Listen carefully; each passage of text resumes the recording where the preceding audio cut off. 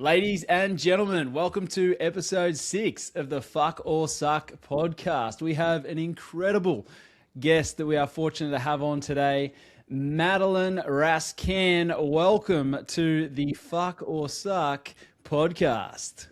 This is a freaking honor. It's seriously an honor. Thanks for having me. Oh, thank you for joining. We've also got Wesley, our co-host. Wes, how are you today?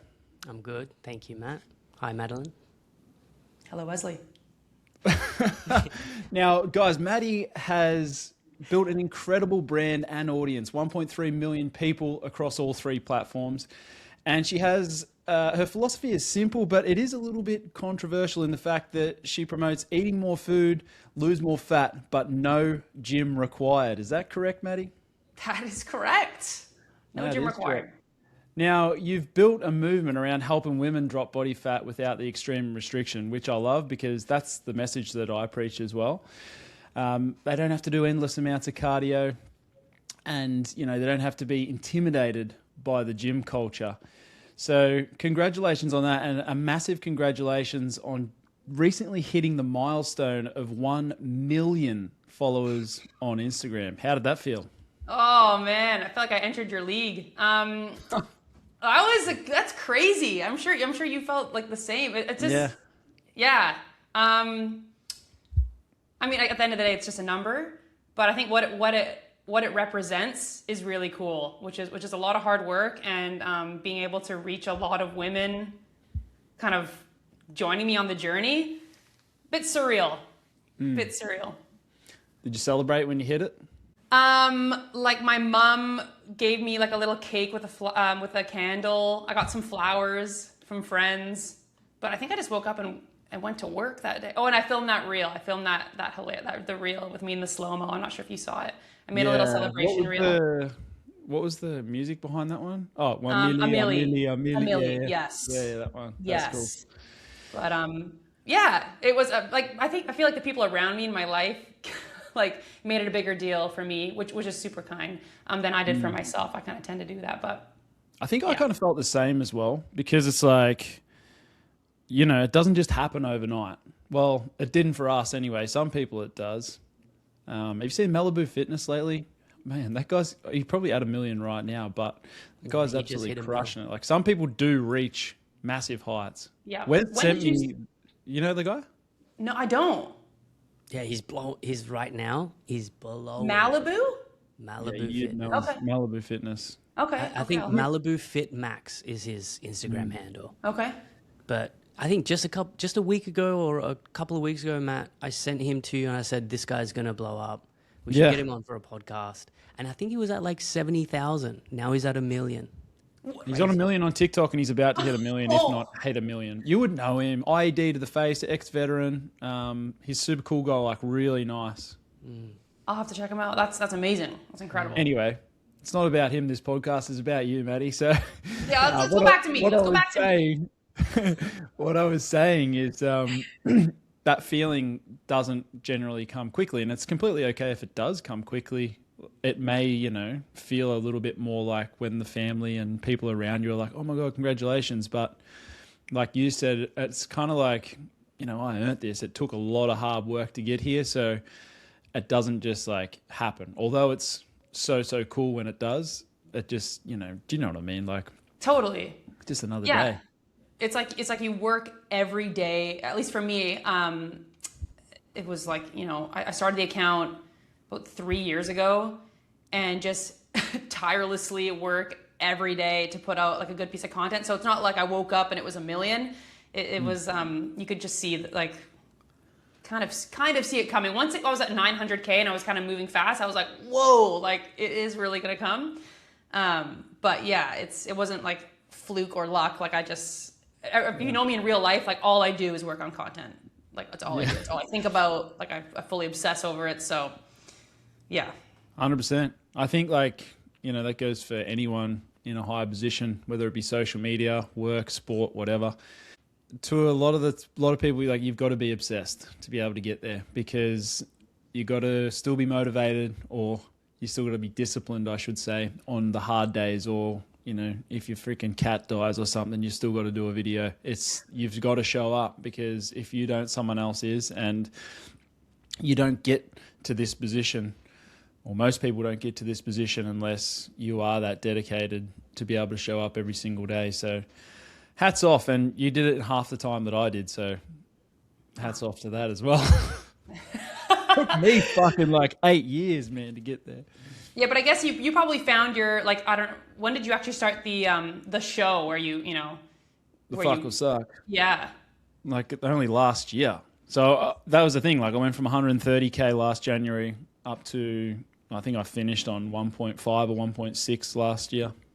Yeah, once you find what works. Yeah, but it's not the Fuck or Suck series. It's all the grinding that I did. It's the thousands of videos that I did, because I'm almost up to 3,000 posts now. It's like all those failures that I had were what led me to the Fuck or Suck series, to be able to execute that, to be able to make that the thing that made me grow.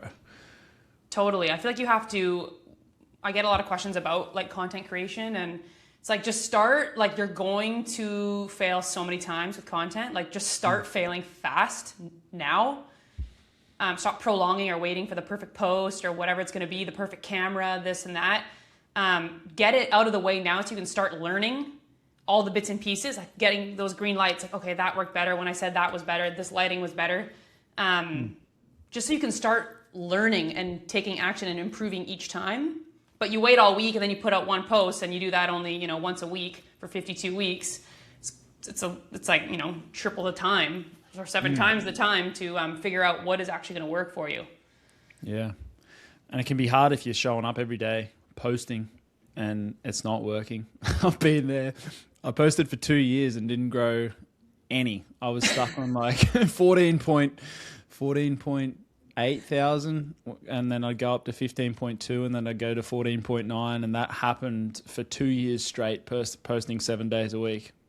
I remember just posting, just losing followers. I was like, that's not how this is meant to work. That hurts, especially when it takes so long to do videos, and you're like, fuck. Yeah, you're like, this is a masterpiece. Can't wait for people to see this. Just like lose follows, 12 likes. Yeah. It is. It's so tough. It's you have to just see it. I think people attach, like, how they feel about themselves to the likes and the follows and all that. And that's probably the toughest part, is just to separate yourself from that. Okay, this is work. I will do better next time. I have to keep showing up no matter what, even though my ego it hurts. Yeah. And that's the thing too, right? You're only as good as your last post. And I always say, you sleep on a win, you wake up on a loss, and you've just got to keep showing up. Whether you get 2 million views or 200,000 or 20,000 or 2,000, doesn't really matter, as long as you just keep on pushing that needle forward. Because at the end of the day, if nobody sees it, the only person that's embarrassed about that is you, because no one else saw it. Yeah, I know. Perfect reminder. Like, right? Nobody saw it. It's low views. Like, nobody saw it. It's all good. I got a question, actually, for both of you, if it's all right, because you guys are obviously the social media people. What I've noticed, obviously, I've known Matt for a long time, Madelaine, and I remember used to watch Matt post his content around that era when he wasn't really growing. And the type of content that Matt, you used to do was very different, meaning like you yourself, how you showed up on camera. And I felt like you went through that period of not really knowing truly how to be your true self, your true authentic self. And then when you started that series, Fuck or Suck, your true self started to show up. Now when I watch your content, Matt, I'm like, yeah, that's Matt. And I feel like, Madelaine, when I watch your content and, now just speaking to you, I can very much tell, oh, this is Madelaine. So like, Madelaine, how long did it take you to feel comfortable showing up as your true authentic self on camera? And like, yeah, tell us about that. So that's a great question. I would say that there's been a few kind of eras I've gone through. I kind of always showed up as myself. I think I kind of got this like green light in the beginning because I was, way back, I'm talking like under 1,000 followers, but just I would talk how I want to talk, and I would swear and things like that, and just because I couldn't get myself to not talk like how I won't originally talk. And so I put those things out, and I'd get engagement from my friends, and that's how I felt comfortable. However, things really took off because there was still a level though of how can I really drop into how I'm talking at home and to my closest friends? Because you still put on this facade because you care what people think, to a degree. And about I want to say like 18 months ago, I had this like moment where I realized I was like I think still trying to act like the cool girl online, whether it's just like how I looked or how I sounded or what I looked like with the activewear I was wearing or whatever. And I had this moment where I was like, okay, now I'm really understanding my audience more. They're a little bit older than me. They have a high BS meter. They do not give a shit if I look like, a Barbie doll, I'm all perfect, like whatever, because it was a lot of pressure for me. And I was literally like, I have a man who loves me. I'm not trying to find a partner on here. So what am I hiding?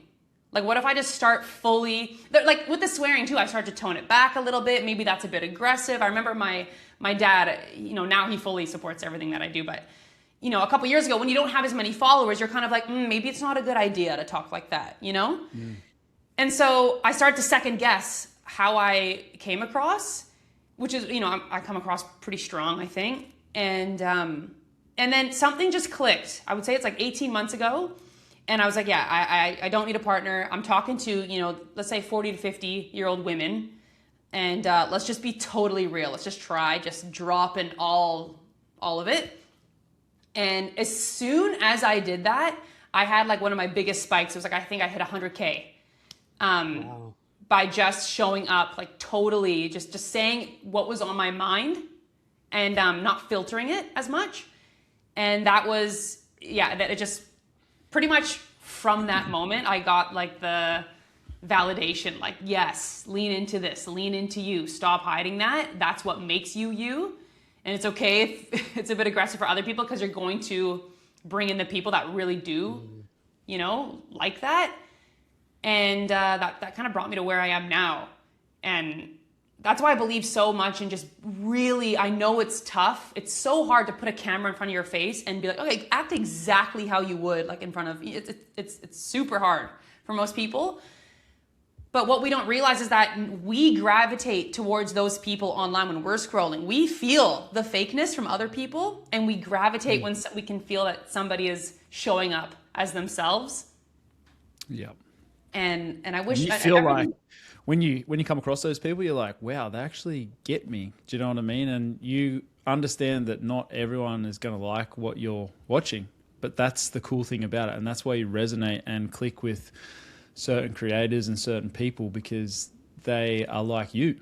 And when you gravitate towards that, that's obviously a good sign that they're doing the right thing and being their most authentic self. Because you're right, when you go past that shit where they're just putting on a front and doing what we used to do, it's just like scroll by.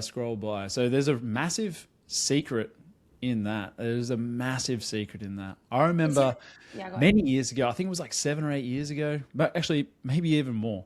Fuck, I'm old. When I started posting and I was swearing, I started swearing, and then people would say that shit. I was like, you can't swear, like and you would get people reach out, or you get this like odd DM being like, stop swearing, I can't show this to my kids. And now I'm like, my content's not for your fucking kids. Do you know what I mean? Like, and that you've got to lean into that, and there'll always be that resistance on the way up. I remember even when I started the Fuck or Suck series, I would have got at least 100 messages of people telling me to stop swearing. And now it's like one Karen in an absolute blue moon that will send me a message. I'm like, you realize saying fuck was the thing that got me over 3.5 million followers, right? Like, you got to be okay by trying to please everybody. You almost get nobody. That's weird, isn't it? Because you're like, so I'm weird. trying to like, I'm trying to say the right things to get you guys in, but you're just not coming in. Yeah. Where are you? Yeah, totally. And yeah, being okay with just like, you know what, my content's not going to be for everybody, but it's going to be stronger for the people that do feel it. It's going to be a stronger pull because they can really feel it. And that moment for me was huge, dropping caring, you know. It's kind of like, I love analogies, Maddie. And it's like, you know, we were talking about before, I'm not sure if this was on or off camera, but like if you watch an infomercial, like let's just say someone's selling a drill and they're telling you all the benefits of this drill. It's got the supercharged battery that lasts 9 hours. You know, it's got like, I don't know much about drills, but you know, all the fucking things that a drill could have. Right. But then you have a friend and you go around to his or her place on a Saturday afternoon, they kick him back having a beer, and then they just like drill something really quick. And he's like, man, I haven't charged this thing since last week. And you're just like, I want that drill. But like if someone's like trying to like sell it to you and being, you know, not authentic, you're just like, fuck off, mate. You're just trying to sell me the drill. But if that is just like such, you know, it resonates so hard with what we're talking about because it's exactly the same thing, but in human form, not drill form. Yeah, totally. Yeah. Just resonating with someone. Like I remember as soon as I saw I remember just coming across your reel for the first time and Will and I just had a laugh. I'm like, it's literally fuck or sucks. It's hilarious. Like that's how I would talk, you know, off camera, like, oh, this fucks or it sucks. Yeah. So it's just so real. There's a massive secret in that. You look at all, you know, we're obviously in the fitness space, and you look at people that are, you know, high up in the fitness space, like Sean Casey, very much, you know, quiet, but very successful, over 2 million followers. Like we were talking about Adam Sullivan, very authentic. Those types of people are all being themselves, and they're the types of people that, you know, grow. And, you know, like yourself and myself, like you're just being yourself. But it takes time, and you're going to make mistakes, and don't beat yourself up about it. If it's not there already, just be aware of it and continue to try and work on it every single day, and you'll eventually get it. But sometimes it takes 8 or 9 years like it did for me. I think everyone has something. Like there's a reason that your closest friends are friends with you. You offer something, you know, That's what makes you you and you special. Every single person I feel like offers that to someone, but when they look in the mirror, they're like, oh, I have no, like, what's my difference? But there's a reason people come to you for things, right? And, but yeah, then the next step of that is just like, okay, now share that with the world. If we're to talk a little bit about coaching, you've obviously helped and built a brand with, you know, coaching women on how to basically eat more with your high volume recipes that you do, but lose more fat and skip the gym. They don't need a gym membership. Now, to half of the industry, that sounds like really empowering, but I'm sure to the other half, it sounds irresponsible, a little bit irresponsible when they think to themselves, you're telling me I can eat more and not go to the gym, but still lose weight? So like, do you want to kind of give your summary on what your whole philosophy is about? Okay. Yeah. So, I mean, number one is that I'm a girl with a fat appetite. So I had to learn how to be full. Like if I wanted to see results, I had to figure out foods that were going to keep me full and satisfied. I could eat still massive portions of food and achieve results. So along the way, you become a master at like different foods and at building your meals. And so that was the first thing I wanted to share with my audience is like, hey, you can eat like this, like an entire squash a day and things like that. That's things that excite me because I know we're sold, women typically are so sold on protein bars and all the health, these like health foods, right? Things that are healthy. And I know you would deal with this with coaching your own clients. But there's so much rewiring to do around nutrition, like especially for women when it comes to fat loss. You know, we're sold like, you know, all the supplements, anything that's in the health aisle, it must be good. It says protein, it says no sugar.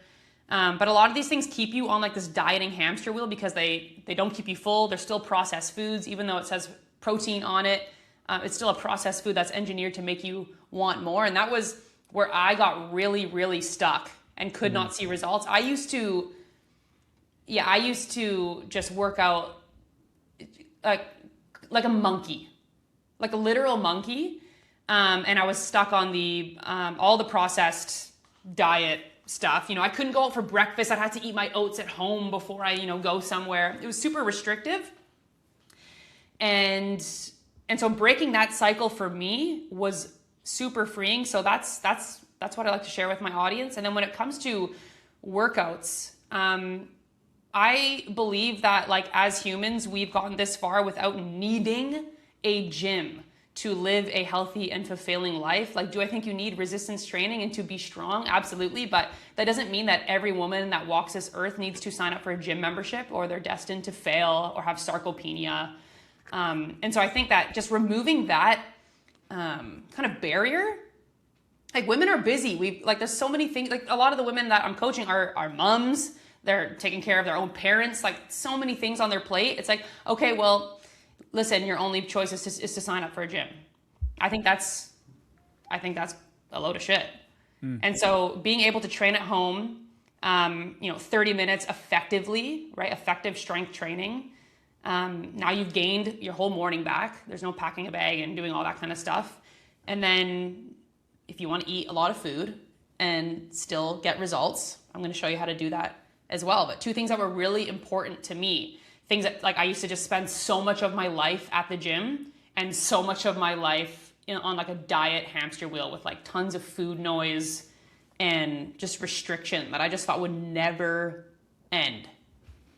Yeah, and so many people are going through that, not just females, males, every single person, especially this day and age, marketing across the world. You're in Canada, Vancouver, I'm in Australia, Wes in Bali, but no matter where you go, it seems like the world's captivated by high protein, low carbs. Now it's bloody peptides, but like there's always something out there to try and grab you, and it's easy to kind of go down that rabbit hole and become so confused. So, what would you say is like the one thing that kind of breaks the ice and gets people to realize that that's not the way?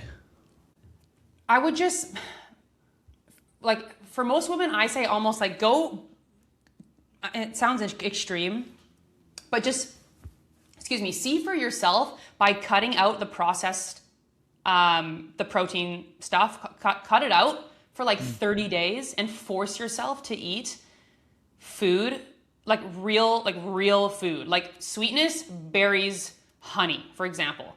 And like allow your taste buds. What I didn't realize that my taste buds were so glued to like a cookie dough protein bar that anything less sweet than that I couldn't eat it. I needed the protein powder, all of that. And just prove to yourself by allowing your taste buds to adjust for 30 days. I've done a lot of these experiments on myself. And you will be amazed at the difference in how you feel, because it's not a hunger problem. It's not a willpower problem. I think women think it's my fault. I just can't stick to the calories. But it's the food that you are consuming that is keeping you hooked. And if you allow yourself to just go through that process, you will be able to like be empowered and see for yourself. It's not a supplement that you're missing.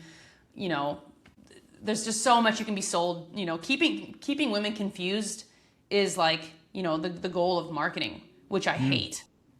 Yeah, Wes and I have got this thing called the consumer dependent loop, and it's like the fitness industry's trap to keep people stuck.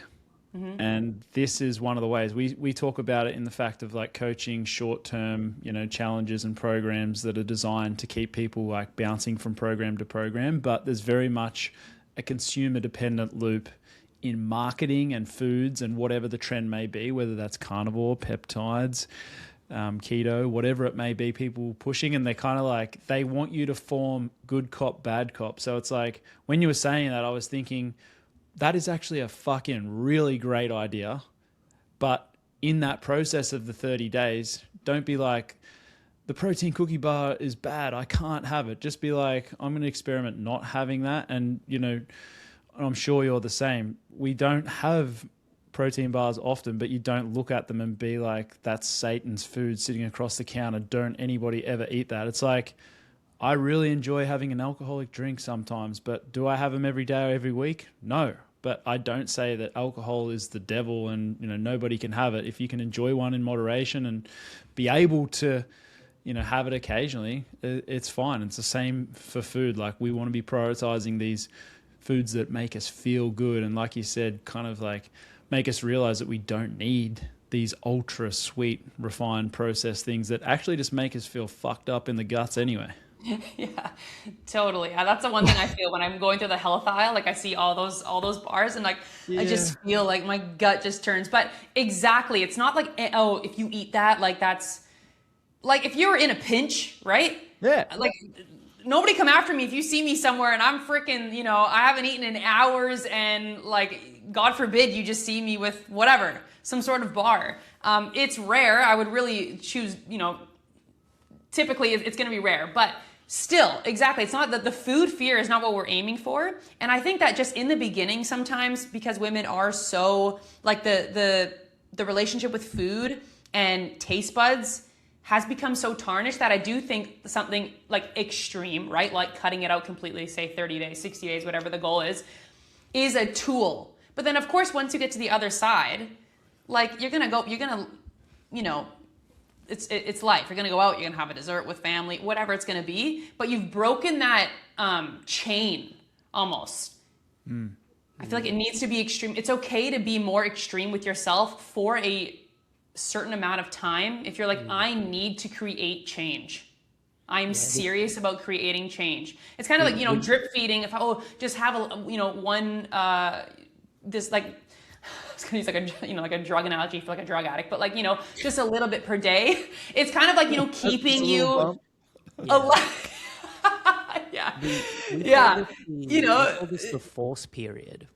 Like Pardon? whenever someone starts something new, obviously there's going to be a bunch of behaviors and habits that you probably need to like override. And in that short, early stage, you do need to force yourself to do something. So like, I think that 30-day rule is fantastic. And so we've talked about this inside of our community where, a lot of people are hooked on sweet things after dinner, for example. They'll eat their dinner and then it's like, oh, I need something sweet. They'll go to candy, chocolate, chips, usually, right? That's like the old habits. But if you remove this stuff for 30 days, like you're saying, what people typically see happen is they'll resensitize to sweet things, right? And this happened to me because I'm a sucker for candy. I love lollies. And so I was like, you know what, I'm going to stop eating lollies. And instead, I'm just going to eat fruit. Now, because I have been off lollies and candy for so long, now when I eat fruit, I'm like, oh my God, it's so sweet, so delicious. And I think that's what a lot of people are missing. They don't realize that the sweet things are in the whole foods as well. And I think that if you want, significant change, you want to undo something that, is really rattling you, it doesn't come without challenge. And so we think, oh man, like, night 3 without this or that. I mean, I have something sweet every night, but, much like the desserts that are on like the fuck or suck, it's something that's going to help me get towards my goals and not, pull me away. But things have to be challenging for that. Like anything worth having doesn't come easy. And so I think that like understanding, oh, this is what hard feels like. Oh, like my taste buds are used to 9 p.m.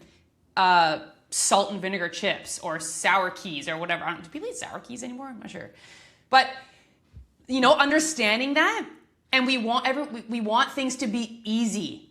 But it's like you've trained your mind, your body, your stomach, your taste buds to have this thing every night for years. And you think, tonight is the night, boom, it's going to be easy. Like your body is going to crave that thing. And so when I did my own experiment on myself, and it was just, I pretty much subjected myself to meat, eggs, and fruit. It was so strong. The cravings were so strong. But by the end of it, I walked past that aisle, or you have like a Quest bar or something, and it's like, oh, your teeth. It's just worth it. Are you willing to do some work for real change? 100%. And that's the thing too, right? Anything worth doing or something that's hard to achieve, especially if you've got ingrained habits built around it, it's going to be hard. Whether that be building a social media, trying to lose weight, building a business, doesn't matter what you do, trying to get up at 5 a.m. when you're normally used to sleeping until 7:30, that alarm's going to go off and you're going to want to hit snooze. It's the same as, like Maddie was just talking, you get a sweet craving at 9 p.m., you're going to want to give in and go have the ice cream. But it takes that discipline and, you know, what you actually are trying to strive towards to be able to overcome that mentally. And there's no hiding it. It can be fucking hard. And that's why, you know, you've got to compromise and really ask yourself, is the juice worth the squeeze? Yeah.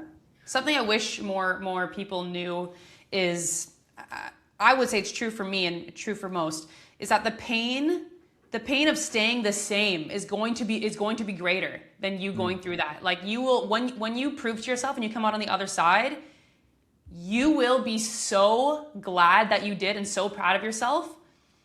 And so just trusting that process and knowing that instead of thinking, oh, the struggle of needing the sweets, you know, it's more painful than just staying exactly how I am. It's not. And just allow yourself to feel that opportunity. You're so much more powerful than you think. And there's something so much more greater on the other side. Like, people need that first win. Like, whoa, I went a week without that thing that I've been addicted to for, you know, years, whatever it is. Or I stuck to my calories for an entire week. And once you have that one win, like, it's like, oh my gosh, here we go. Like, I can do the, I can say I'm going to do something and do it. Give yourself that one win to create like significant change. It'll transcend into every area of your life, just proving something massive to yourself. 100%. I think just on that as well, surrounding yourself with positive, like-minded individuals, whether that be through a coaching community or just like family, friends, whoever it may be, and be happy for other people that are doing that. I see a lot of people in this position where they give in to the cravings or whatever, and then all of a sudden they become spiteful of others that are doing better than them. If you actually switch that, tap into your subconscious mind and actually figure out, I'm actually not happy with what they're doing because that's what I want. If you can surround yourself with a lot of people that are winning and doing the things that you want to do and genuinely find a way to be happy within yourself for them, you get a lot further. And that is very, very powerful on your own journey as well, even though, you know, you're projecting that out towards others. Yeah, I couldn't agree more. All right, we're going to let an elephant out in the room here. Perimenopause and menopause is a real thing, and it 100% affects women. Maddie, I'm sure you have many, many people going through it on your coaching program, but I kind of wanted to bring this up now because we're kind of talking about the fitness industry, how the nutrition side of things can really, you know, a marketing scam and all those types of things. Now, I'm not saying menopause is a scam. It is 100% real and it definitely affects women. But where do you draw the line in between these people online educating and exploiting women and trying to make them think that, you know, menopause is the cause when it's actually those things that we've just been speaking about a lot of the time? So how do you correlate that where you help your clients through and you understand that they are being affected by menopause, but at the same time, they need to, you know, dial in on these habits that we've just been speaking about? Yeah, I think that the approach for women, you know, peri, post, you know, going through menopause, it's how you, it's your perspective. So we can sell to these women like, you have to do something different now. It's different now, and that's what's kind of like, ooh, what is this different thing that I got to make sure I'm doing? And so again, you know, they're already in a position where they don't feel good about themselves, and now there's something that they don't have that they need. And there's the marketing, which I hate around it, when really the training and nutrition that women should be focusing on. Sorry to butt in. Can you just tell me about the marketing behind it? What do people need to look out for? Just call them out. You don't have to name names, but actually I want fucking names. Name names. Well, I think I think just like doing different things, and like there's specific workouts or specific nutrition things that you have to be following when you're this age. When I believe that it's actually what all women and men should be doing. It's just that we can't get away anymore with doing the shit we shouldn't have been doing at 20, but we were. So it's not, oh, this is something, oh, it's you're 45, things are different now. Well, we shouldn't have been doing that in the first place. Like I can say, like for myself, I was doing all the wrong things at 20, but because I was 20, I could get away with it. But it doesn't mean that when I'm 45, 55, 65, there's some magical combination of things I should be doing that only work for that age group. It actually works for everybody, and everybody should be doing it. It's just that, your body's more resilient at 21, and you could, do HIIT cardio 7 days a week and kind of not really see the repercussions. And so I feel like it just comes to keeping women confused, all the, weight loss drugs, that are huge now. And just, insulin and all making things all super complicated for women and taking the power again out of their hands, when really it comes down to the same fundamentals that all women should be focusing on at any age, and that their body just definitely needs to be focusing on the right things at that age. It's not that there's some secret program that they need to know about when they hit 40, for example. Boom. Fires me up. It fires me up. I don't have a sister, but I have a mom, and I couldn't imagine trying to just feed her this, it bothers me to think that how women at that age are marketed to, and they approach me a lot in the street where I live. And so I know them and I talk to them, and I just hate that they feel so disempowered. And I mean, you can't blame them, because a lot of these fat cats are pretty damn convincing with their analogies that they put across, or when they try to put their philosophy forward. It's like, oh, it actually does make sense, but I know you're talking shit. But like a lot of the time, for people that don't know that haven't been in the industry, it's really difficult. Totally. And you're at a place where you're willing to do anything, right? 100%. And usually also in a place where you're willing to believe anything as well. Because you want something, because you right? kind of want something to latch onto and say, yes, this is the reason, Yeah. So, it's kind of like if you broke your arm and then you're like, fuck, I need something to fix my arm. And then someone pops up and be like, I can heal your arm in 6 weeks faster than what it should take. He's like, gimme. I'm just like, you're in. It's hormones. Trust me, it's hormones. It's not what you're eating. It's hormones. Yeah. It's like, not really. Like, yes, hormones are changing, of course, but it doesn't change the fact that you should be eating, real food, working out in a way that supports muscle. You're aging. These are things that we should be, taking care of yourself at the highest level, that we should have been doing for a long time. It just doesn't sound as sexy as a pill or a potion. It doesn't sound. I'm sorry, it doesn't sound. It doesn't sound sexy, man. It doesn't sound. If you just inject yourself 3 times a week, you'll be able to sleep like a baby for the rest of your life. Like, it doesn't sound as good, but it's so. I got to work on the delivery there. Yeah. No, it's not the delivery. It's just people don't want to. One of my old mentors, Jay Alderton, he wrote a book, and it's Easy Stuff, Hard Life, Hard Stuff, Easy Life. And I just believe in that so much. The hard route often doesn't sound as sexy, but it often gives you the results long term that you want. But it just doesn't sound as good to start. There's no such thing as a free lunch, but yeah. That's exactly right. No such thing as a free lunch. Yeah. If we're to wind the clock back before you hit 1 million followers, actually even before you started your coaching business and helping all these women from all over the world, where were you before social media? What were you doing? I know you spent some time out here in Australia, and that's where you met your fiance, Will. Was that correct? Yeah, that was, yeah. I've been back and forth in Australia a few times, so that was 2014, but yeah.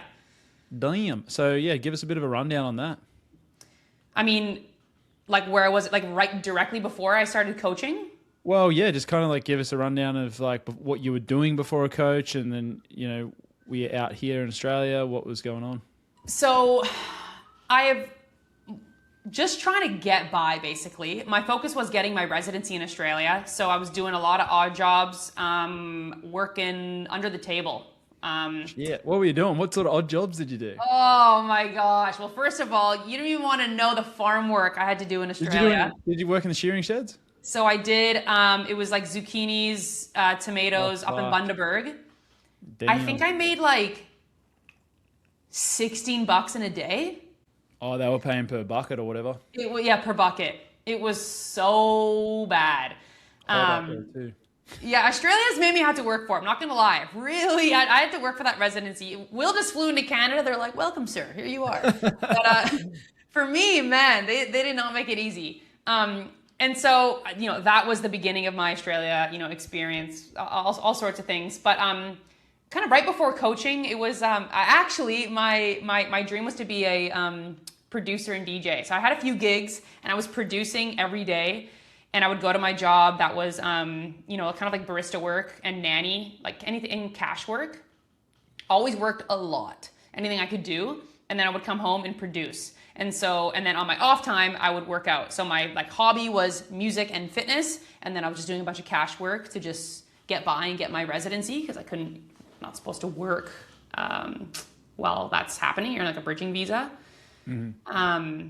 And so, yeah, long story short, when I got my first instructing gig, it was like this metamorphosis. Oh my gosh, I get to play the house music that I'm so obsessed with, and when I go home I get to produce all that and want to do gigs and play that. I get to play that in a class on huge speakers and teach a fitness class. It was hit Pilates, so it was Pilates to the beat. So it kind of just really brought my worlds together. And then I was like, I'm not gonna make money DJing. I gotta just focus on fitness. So then I dropped that.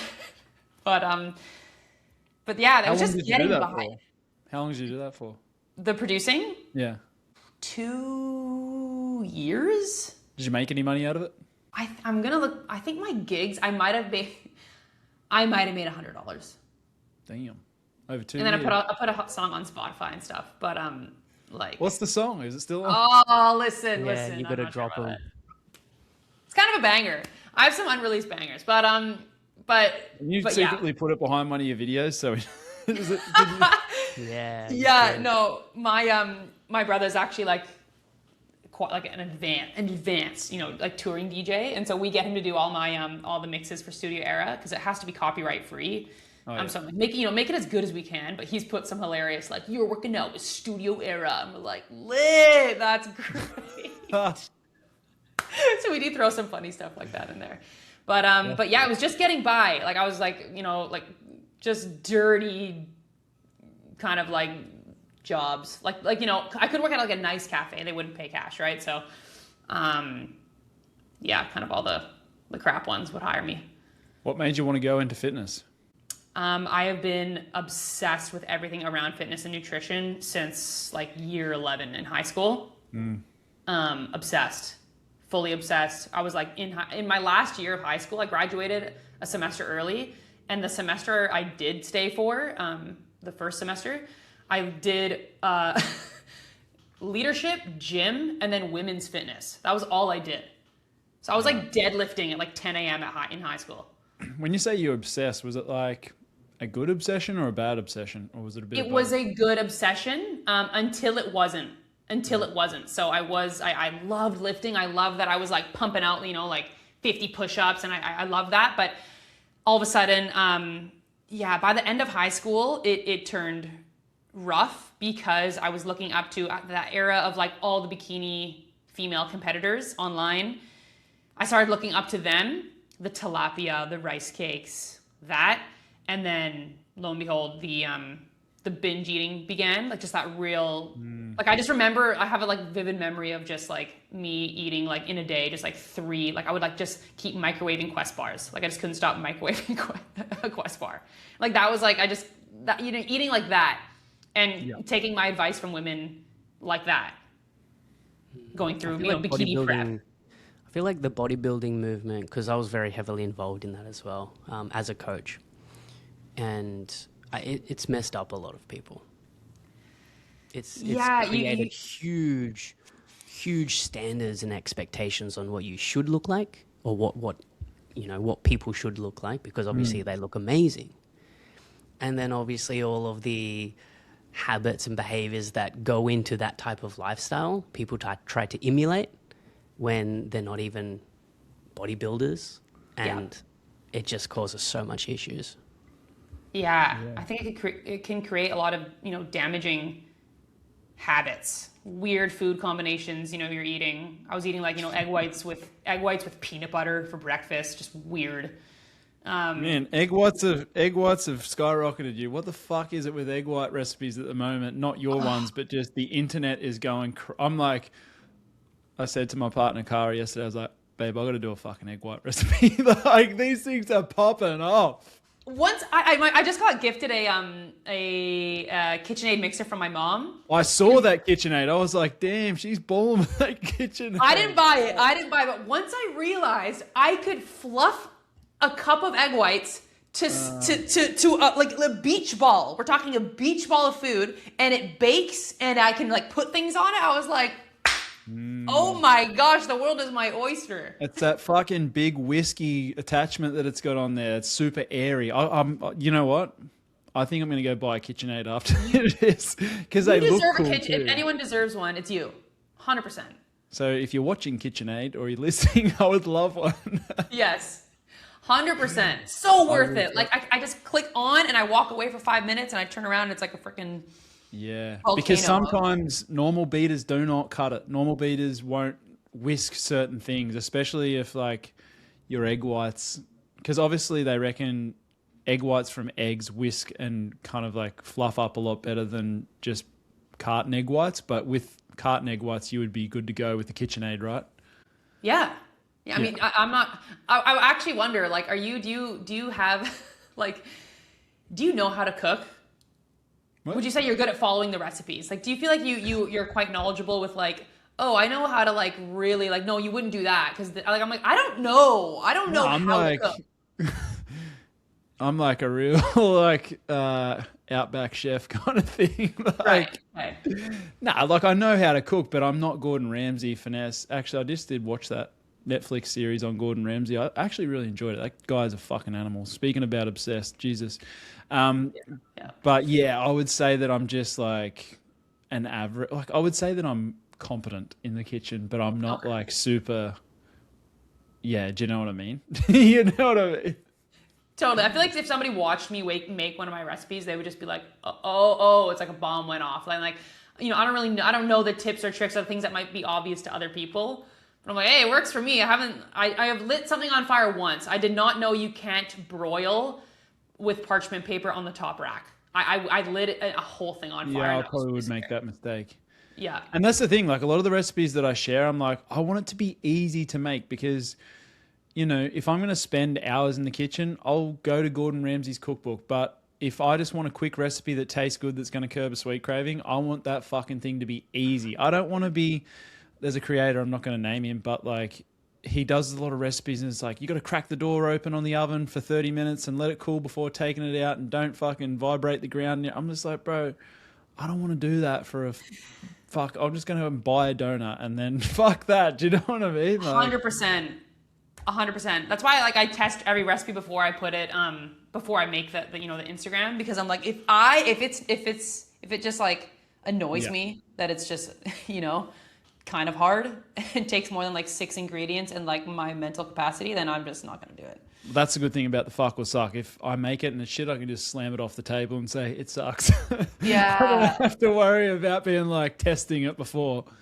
Yeah, that is a hack. That's one thing I'm like, to be able to just test it in real time and cut out that time of like testing it prior. But I do my OG recipes, and yeah, if it sucks, I'm not going to actually put it up there because, you're putting it out there for so many people to see, and there's so many recipe reviewers these days. I can't be the fucks or sucks guy who puts up a suck recipe. Yeah, exactly. You just create your own sucks. Caught out of my own game. Yeah, no. Just on kind of like moving into the fitness space, was there a moment that you realized that you wanted to coach women specifically, or what made you kind of like delve into the women's space. Did you always start off just coaching women, or were you just like coaching everyone to start? Like, what made you take the specific route to where you are now? So I was doing group fitness, which was primarily women, but I then started coaching at a boxing studio, and there was a lot of dudes. And I was doing personal training with dudes as well. Like a lot of women would come with their husbands. We'd do like 2, 2, 2, 1. And I really enjoyed that. I was holding mitts, so I was doing like tons of pad work all day with men and women. But yeah, it basically just gravitated, my type of training. It was just like more and more mums. And then I started to just fall in love with giving, like serving that mom. There were like younger mums in Byron who like drop the kids off and they want like a banging workout. I would like have the sickest playlist ready. I like always change up my playlist, and I just got to give them exactly what they needed, which was like a combo of like boxing, and then we'd do strength. And yeah, I enjoyed working with those women, with mums. So kind of like the universe just kind of like gave you the path, I suppose you'd say. It wasn't like you had to nut it out, because we see a lot of coaches, business owners in this space of fitness at the moment trying to really figure out who is their niche, and they try to niche down too hard and find their audience hard. So a lot of the time it does just, come to you. But I suppose, what do you reckon, Wes? You got an opinion on this topic? You know where I'm going with this. It's kind of like, for anyone listening, how do they find their space? And this could be outside of the fitness industry as well, because everyone needs a niche, especially if you're a business owner. It doesn't matter if you're selling hair products or you're selling fitness. Like, you need to be able to resonate and speak directly to your audience, right? I feel like it's well, my opinion is being in the game long enough to understand the real problems, right? And perhaps, obviously you can niche down on the type of person that you work with, but what we're really doing, and this is, again, just my opinion, we're just kind of niching down on the problem. Like, this is a problem that we solve, and if you resonate with the way that we solve this problem, then this is probably for you. And I feel like that's what we all do. We talk about the problem, we provide the solution. It's like, if you want to learn how to do this, then it's probably for you. I know that, Yeah. Sorry, you go. Yeah, I when I launched Studio Era, I thought that I would be serving chicks my age. Like, that's what I just thought. And then as the years go on, I realized that they are starting around my age, but I have members up to, well into their 60s. And so that's helped me, like, and then over time, you just get to know them more. I'm in my community all the time, listening to them.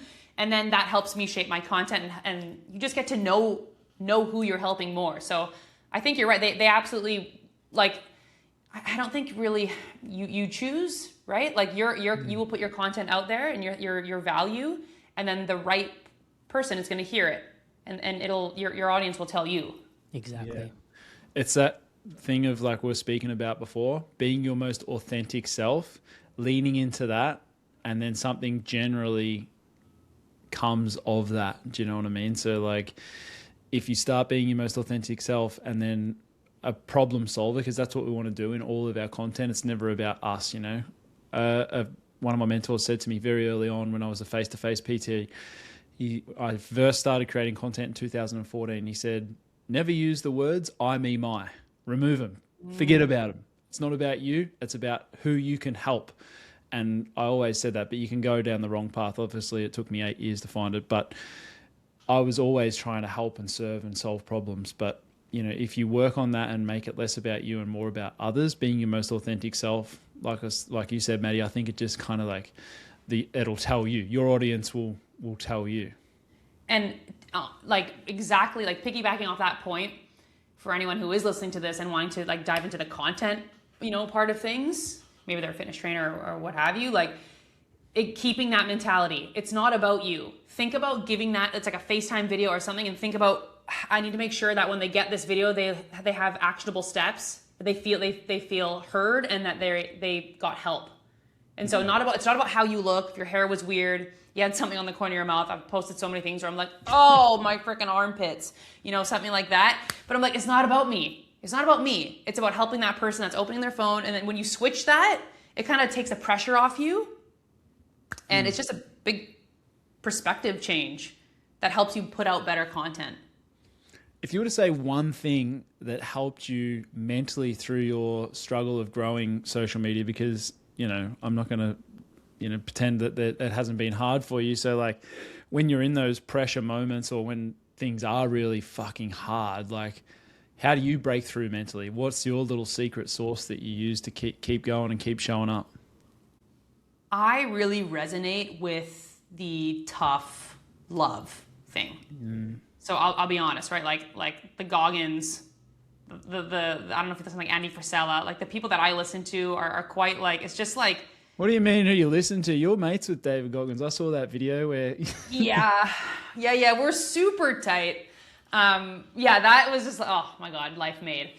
But I think one thing Alex Hormozy said years ago for the first time I heard it, and I was like, oh, it just helps me in any situation where I'm like, damn, this freaking sucks, this is what hard feels like. And so anytime I'm like, this sucks, like in any way, because behind the scenes of the content that I put out is like grueling at sometimes, like people have, you know, no clue the amount of the work or like the reality of like, you know, some of it. And the pressure you put on yourself as well is pretty intense. But times like, it's this is what hard feels like right here, right now. So it's just that small reminder is just like that push I need. Like, okay, this is it. I'm facing it right now. And there's nothing, I always say to my ladies in my community, ain't nothing to it but to do it. It's like, just keep moving. Just keep moving. 100%. It's a part of the process. I sometimes tell myself, like, I give myself that toxic positivity. I was listening to a podcast on toxic positivity, but it's like when something hard comes, you don't feel like doing it. It's like, I just tell myself, I wish it was fucking harder. I mean, Goggins says that a lot. I was like, wish it was colder, wish it was longer, you know, wish I was more tired.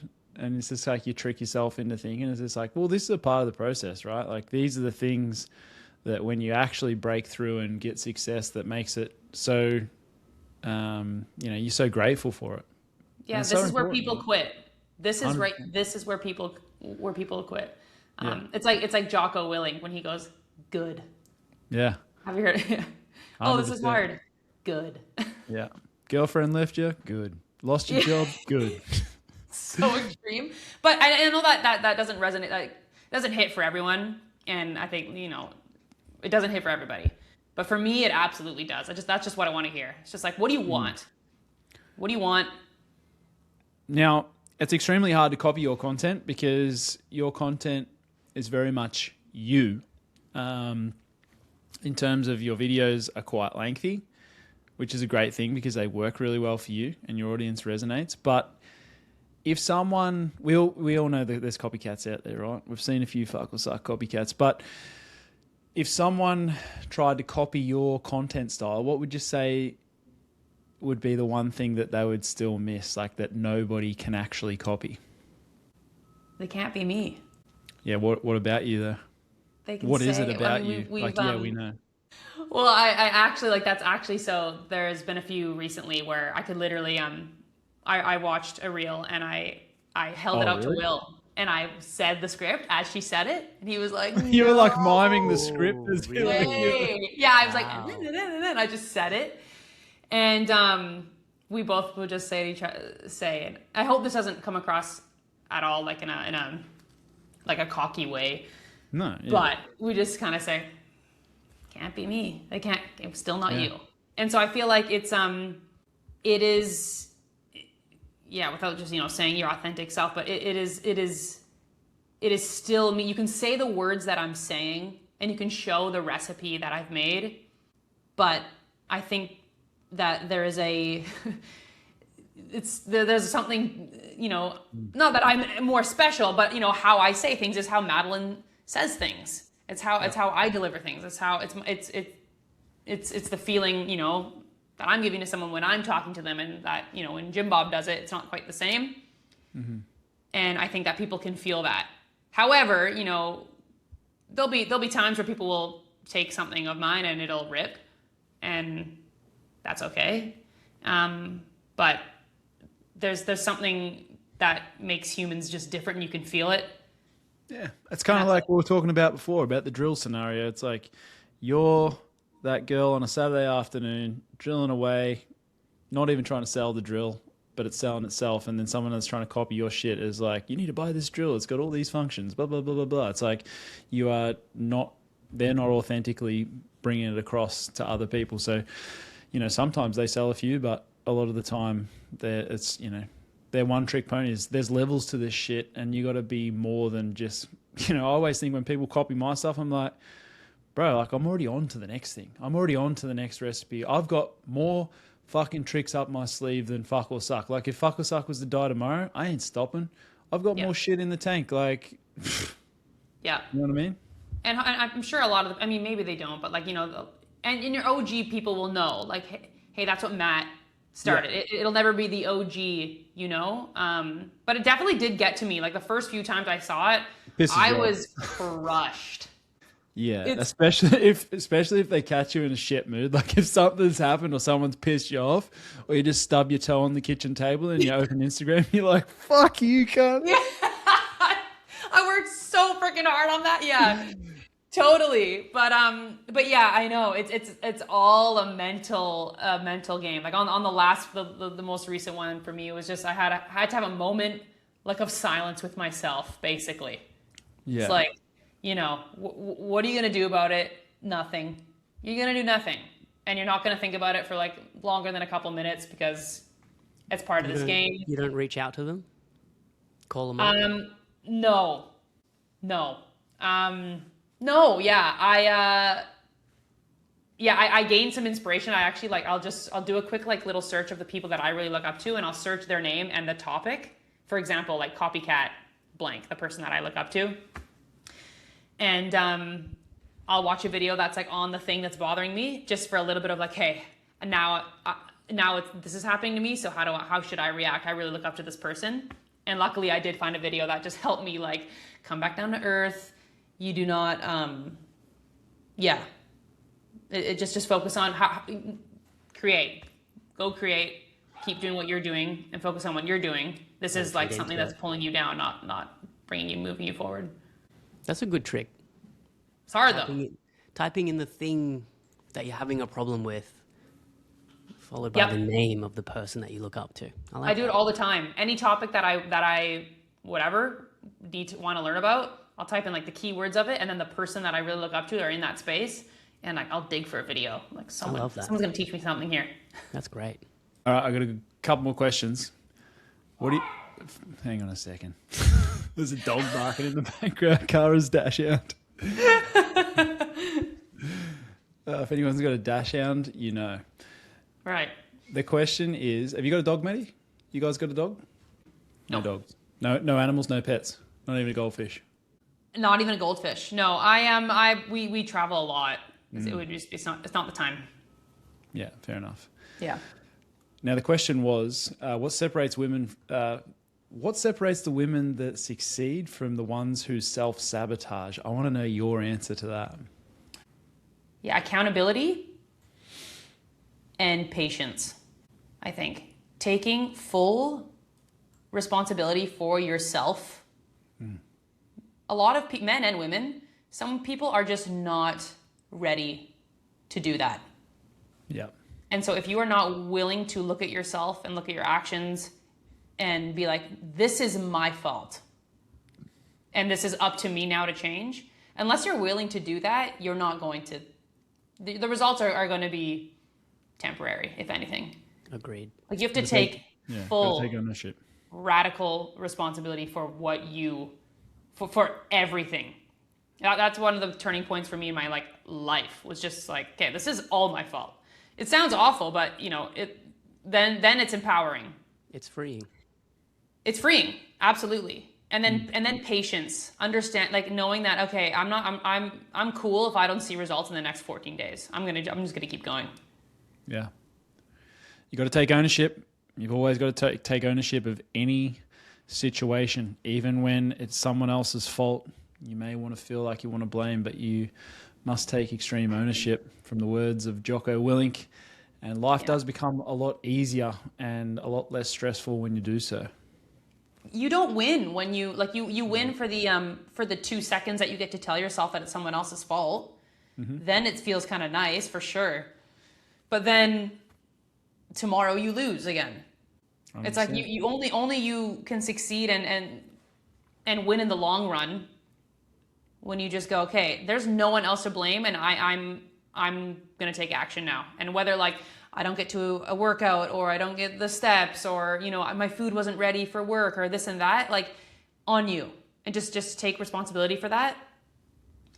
And I feel like that's one of the turning points that women and men need to make for them to unlock their like a true significant transformation. Is go, this is on me, let's go.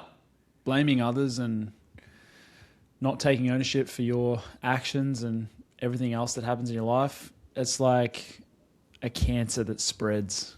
It goes into every aspect of your life, relationship, fitness, business, your work, everything. If you do not take ownership and you blame others, it'll spread. And like you said, you're just constantly topping yourself up with the next blame.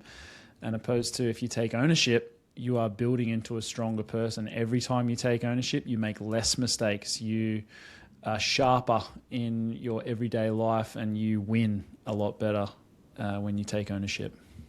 Yeah. I think that's when I got into Goggins, like years ago, like 6 years ago. It was can't hurt me. And I used to live in such a victim mindset. Yeah. Like just such a victim mindset. Every job, like all my jobs are just like saying things, like F my life, like you just kind of, you say it as a joke. Yeah. But when you think like that morning to night every day, the energy that you are that you are pulling in and like transmitting around you is just bad. It's bad. You don't realize it. It'll creep up on you if you're not aware of it and you don't tap into your subconscious mind. That shit will creep up on you and you don't even realize it's happening. And then if you do have this thing where, you resonate with someone like Goggins or Jocko or someone like that, and then you're like, they make you aware of this subconscious thought pattern that goes on in your everyday life. It's even like when someone cuts you off when you're going through a roundabout and you start getting angry with them. It's like, man, you don't know. They may have just lost their dog may have just died, or their mum might have had a heart attack. You just don't know that situation, and you are projecting out on others. There's some things that you can't control, but it's how you deal with the situation will determine what kind of person you are on the day-to-day basis, right? Yeah, you can decide not to continue to hurt yourself. Yeah. It actually happened the other day. Cara and I, my partner, were out on a walk and someone cut off someone at a roundabout, and they just slowed down and they didn't beep and they just took off slowly. And I just said to Cara, I was like, you know what? A lot of people, that would ruin the rest of their day. And they'd get home and they'd tell their partner and be like, this idiot cut me off when I was going through the roundabout. That exact roundabout, actually, it's like on my walk that I do every day. There was a guy, I was on my phone. I wasn't looking. I could take full ownership of my situation. I should have looked. Responsibility. Take responsibility. I went to step out. It was like into what we call a cul-de-sac, like a dead-end road over here. And that's why I didn't look. Not many people turn down there, but this guy was turning down there.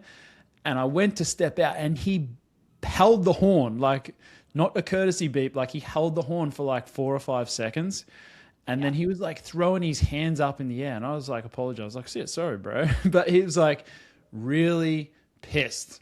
But I took full ownership and I was like, you know what? That was my fault, even though that's affected him. But like in that situation, if the roles were reversed, it's how you choose to act like this. You'd be like, this idiot's on his phone. I was actually editing a video, but I was like, this idiot's on his phone. He's not watching what's going on. There's no one up my ass. Like, a car's not going to hit me. It's okay. I'm just going to slow down and maybe give him a little beep and then just give him a wave to move on. But he like took off aggressively, and I was just like, man, his day's going to be ruined. I feel sorry for him. Yeah, totally. I know it's such a, once you realize how much, it's very easy to see in other people around you when you start to realize that you should stop doing it yourself. Then all of a sudden, the people around you can see them affected by some small thing going wrong in their day, or someone that they don't even know did something, or whatever it is. It's like, wow, that is a prison that you're living in. 100%. But my other question there was, do you edit on your phone? Yeah, it's people like, fuck. You put it on your phone? He's ancient. You edit your fuck or suck videos on your phone. Oh, I shoot them on a proper DSLR camera, but I edit on Video Leap, believe it or not. That is insane. Yeah, we're about to Wes is like, we've got to outsource your editing, but I do all my own editing myself, and it takes me fucking forever, probably because I'm on video. Because you're on a phone. Yeah. Nearly getting run over. Hey, I risk my life for the fuck or suck viewers, and I am dedicated. I'll fucking die on this hill if I have to. You learn on your laptop, and you'll bust out your reels so fast. No, I'm going to pay someone else to bust them out.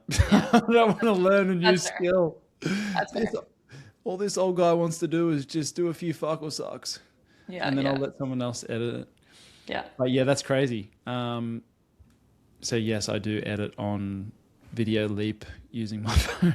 That is crazy. And while walking too. Like I would be so finicky. Like zooming in and out. I just can't. Yeah, it's like keyframing and stuff. Like it's not often that I do it on a walk, but I was just like needed to get out of the house. You know, one of those days where you've just been in the house too long. You're just like, I need to get out. So I was like, yeah. Yeah, totally. Killing two birds with one stone kind of thing. But yeah, sometimes it's like driving and not driving and reading. If you're a passenger and reading, not driving. I don't drive and read, but if you're deep in a book while behind the wheel, man, so good. Fuck, I'm irresponsible. But I take ownership, so it's okay. Yeah. But yeah, you know, like when you get dizzy, that's how I feel if I'm walking and editing, or if I'm like in a car and reading a book or on my phone, you get like feel nauseous. I can barely sit in the passenger seat. Yeah. Barely. I literally throw up. It's so bad. My car sickness is so bad. Right. Yeah. Windy roads ain't your thing. All right, we're getting to the pointy end of the podcast where we ask the inappropriate questions. But before we do, I want to just rapid fire a few questions. This is like a minute on the clock, and you've just kind of shoot them off the hip, right? Okay. There's not that many. There's not a full 10. It's only like 5. You ready? I think so. All right. What is the biggest myth about female fat loss? That it's not energy balance. What's the most overrated fat loss advice? Anything to do with cortisol. Ooh. What are your thoughts on peptides? I actually can't comment. Nothing. Like literally nothing. It's not even in my realm. Yeah. Not worth worrying about. Gym workouts or home workouts? Home workouts. Whatever suits the individual. One belief that's changed your mind completely in the last 5 years, can be anything. One belief? Yeah, one belief that you thought was something, but it's not, and then you have changed your mindset over the last 5 years about it. Oh, the earth is flat. Actually? I'm kidding. Just that the things are a lot, like, things are a lot harder than you have to work a lot harder, and things are a lot harder than you can imagine to achieve what you want. Yeah. Did you think it was going to be easier? I did not know that the business that I have, like, it's the most fulfilling thing ever. I wouldn't do anything different, but like, it's like I didn't work a day in my life before this. You know, now I actually have purpose and passion to what I do, but the work that I put a lot into what I do. A lot. Yeah. Yep. There's levels to this shit. Yeah. I'm not just like waking up, making a recipe and say, it looks easy too, right? Like some people will say, oh, what do you do with the rest of your day? I've had people say that to me, like, what do you do with the rest of your day after you've filmed a fuck or suck video? It's like, yeah, there's a bit more going on than that. Yeah. Oh, you get to travel and work out. Like, you just get to, like, that's two of your passions, like, put them together. I'm like, Will and I will travel somewhere and we straight up won't leave the Airbnb for 14 days. Like, work till 11 p.m. Just like, I'm like, yeah, travel is good. Yeah. We're finding the balance, but yeah, I think it's like, there's a lot of hard work to get the result that you want. At least you can look out the window and see a different view, though. Or go for a short walk, and it's different. Yeah, have some nice tzatziki. It's kind of like that weird thing where it's like you work so hard, but it's such a passion that you want to do it. And if, you know, like I'm sure like Wes is coming over to Australia next week, and we've got like a little trip booked where we're going to Mooloolaba. on the sunny coast. Fun. But we'll be doing work shit. Like, I'm sure most of our conversations will be probably talking about work, but we're just going to be doing it from a really nice Airbnb. Do you know what I mean? Like, Totally. And it's fun. You're with someone that you guys are both like, driven in one goal, and it's not like when you're helping people and you love what you do, it is it's not like you don't work. I would say that's a lie. You'll never work a day in your life, but the grind is so worth it. Like, you're like, It's a different type of work. Absolutely. it's not like you're working for someone. It's like you're building your own empire, but not just building your own empire. Like, it's your purpose. Like, it's your purpose in life to be able to help others and to change lives. So it's very motivating to put in those big days, right? 100%. You ready for some fucked up questions? Okay, I think so. Okay. They're not like over the top fucked up. No, let's go. This is good. This is up my alley. All right. I've kind of been a tiny bit conservative because some of them are inappropriate. You should try and undo that. I dare you. I dare you with a wild card, but up to you. Up to you. All right, we'll just get you going on a couple here. Would you rather have teeth where your hair is or hair where your teeth are? Hair where my teeth is. Yeah. Or teeth on my head. Yeah. So you I got think hair I coming out of your think mouth, teeth or on you my got head. teeth on your fringe, huh? Teeth on my head. Yeah. Fuck having a a mouthful of hair. Yeah. That's rank. Yeah. Teeth on my head. Is it everywhere you have hair is teeth? Yeah. Just say like a bald head, but it's just like teeth. Yeah. Because I got Like, I'm hair picturing like other sick places. cornrows, but teeth. Like, you could make that cool. You could. Yep. Would you rather have 50 grand straight to your bank account or $500,000 in pennies? And you can't convert it. So whenever you want to spend money, it's got to be in pennies. Oh, man. Or $500,000 in pennies? Yeah, so you get What do you $50K even straight do to your with bank account or $500,000 in pennies. So you and Will have just got a room out the back, just like chockers full of pennies. Yeah. Off the bat, I'm gonna say $50K. That sounds like a really big hassle and a big problem to have that many pennies. I don't think anyone would take them. I'm not quite sure. I think knowing Wes, I think you'd say the same thing. We're all about efficiency on. Yeah. I don't want to do that. Time is money. You know what I mean? Like, maybe. Yeah. Although $500,000 is a lot, but in pennies, and you can only spend it in pennies. What would that be equivalent to in Australia? Like 10-cent pieces? Or no, 5-cent pieces? No. We got rid of our penny too. We don't have pennies here anymore. What do you got over there? Quarters? Dimes Dimes? No, nickel. A nickel. We have a 5 cent and then a dime. Oh, you got a 5 cent and a dime. What's a dime? $1? 10 cents. Oh. You still got 5 cents over there? Yeah. What do they call that? A nickel? Nickel. An Remember Australian cash? penny. Oh my God. I feel like I'm like, wow, I haven't even said those words in so long. Yes. Yeah. So an Australian penny is 5/6 of a cent. We don't make them anymore. Oh, yeah. The one thing I don't miss is the coins in Australia. It's too heavy. Make them lighter, you know? Bro, well, it's They getting feel pretty valuable. cashless over here now. You know? Chunky.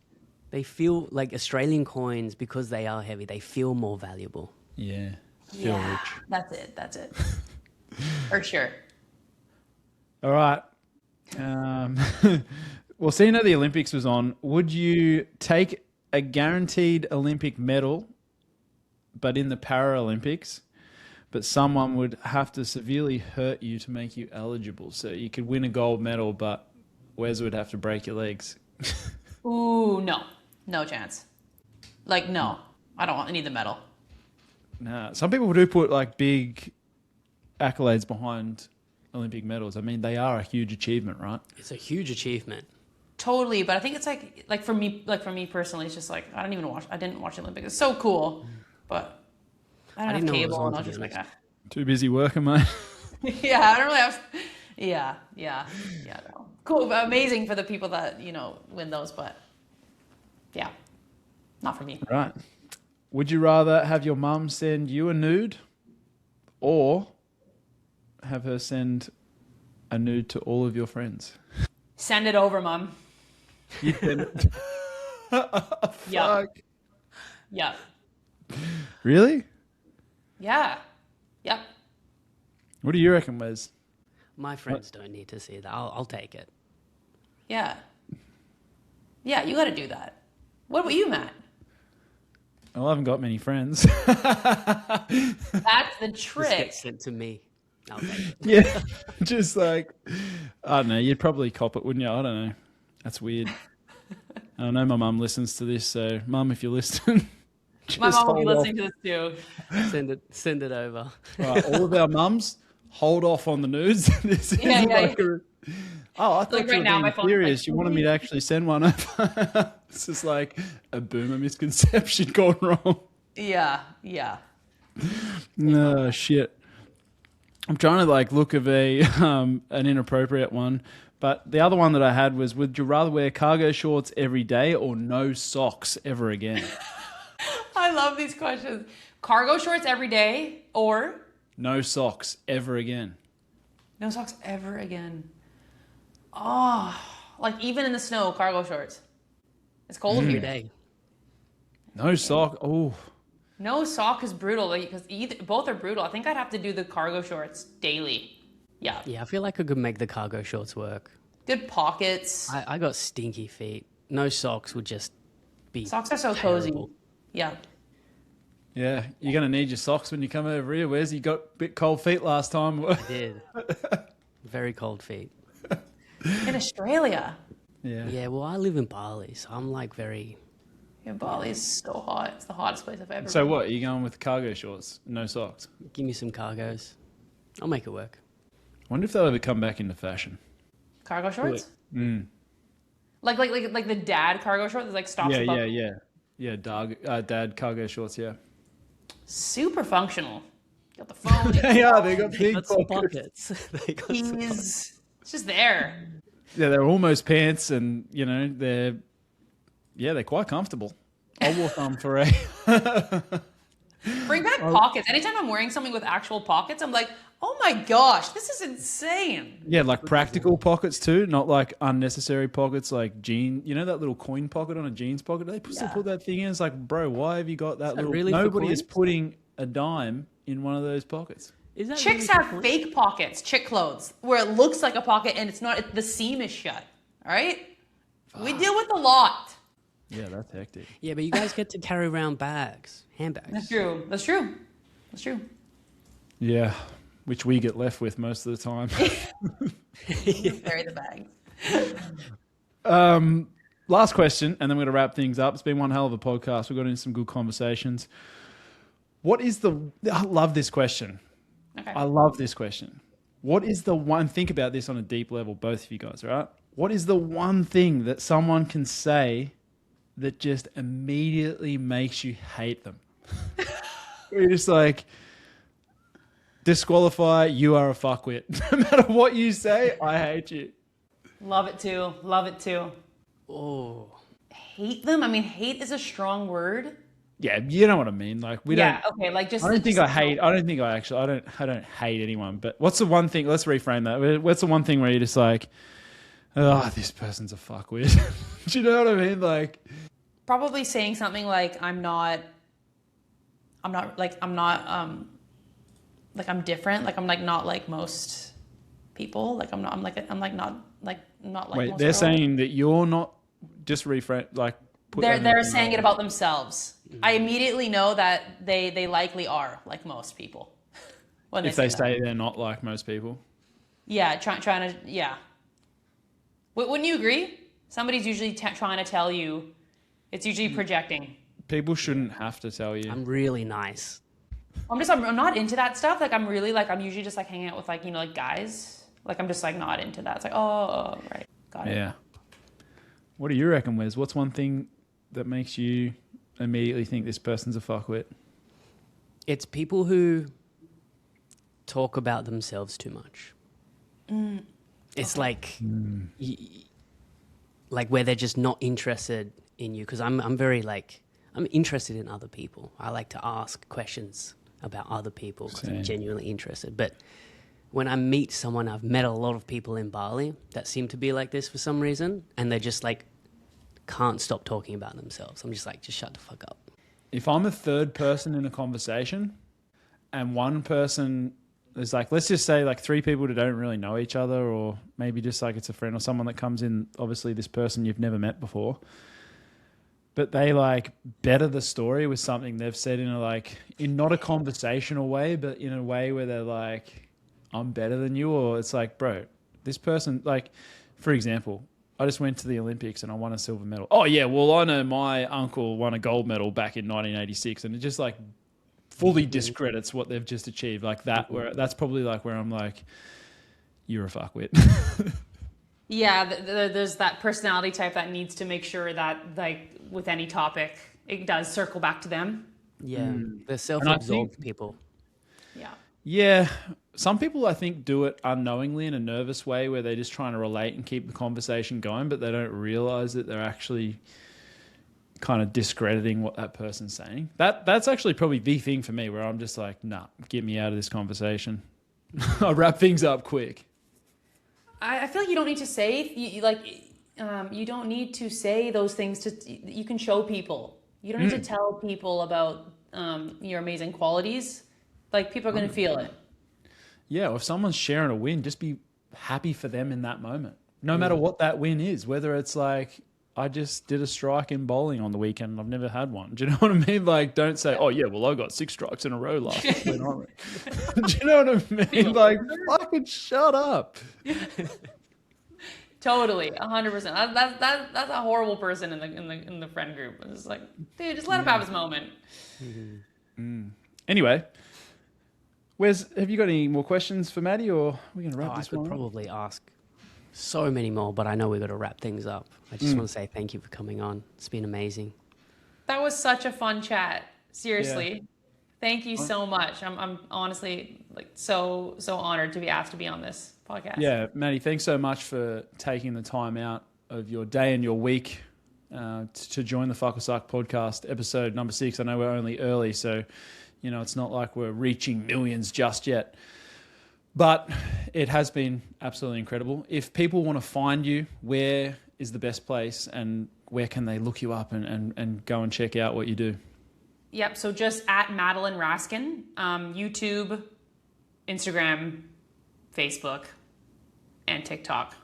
Probably the most active on Facebook and Instagram. Yeah. Yep. Awesome. Well, guys, go and check Maddie out. Have you got anything up and coming or anything that you want to kind of leave the listeners with? What's one piece of advice for someone that's, you know, either struggling on their fitness journey or trying to build their business, just real quick? You have a lot more left in the tank, and you can accomplish a lot more than you think. Even if you haven't had that win yet, I promise you, you can.